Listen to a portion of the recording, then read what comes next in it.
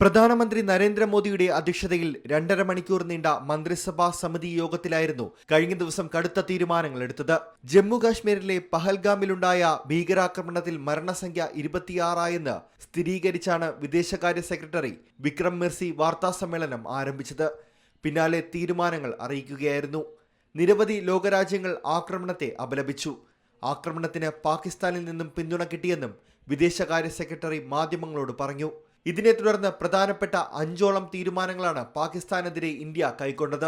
India Pak യുദ്ധങ്ങൾ നടന്നപ്പോൾ പോലും റദ്ദാക്കാത്ത സിന്ധു നദീജല കരാർ 65 വർഷങ്ങൾക്കിപ്പുറം മരവിപ്പിക്കാൻ തീരുമാനമായതുൾപ്പെടെ സുപ്രധാന നീക്കങ്ങൾ ഇന്ത്യ നടത്തി. അട്ടാരി അതിർത്തി അടച്ചു.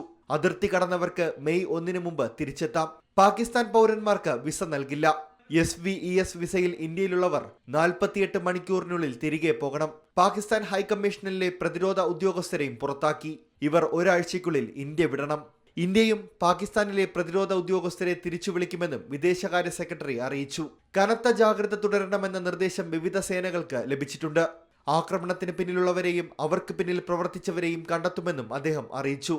പ്രതിരോധ മന്ത്രി രാജ്നാഥ് സിംഗിന്റെ അധ്യക്ഷതയിൽ ഇന്ന് സർവകക്ഷി യോഗം നടക്കുന്നുണ്ട്.